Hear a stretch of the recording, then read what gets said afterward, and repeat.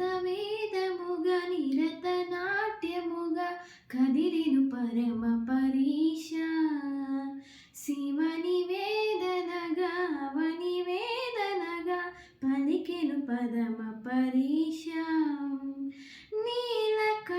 నీలకంఠరాజాలి పొందరా కరుణతో ననుగనరా నేల కందిరా శైల మందిరా పదరుడి మొరవినరా నటజా మనోజ జగదీశ్వర మాలేదు శేఖర శంకర భరత వేదముగా నిరత నాట్యముగా కదిలెను పరమ పరీష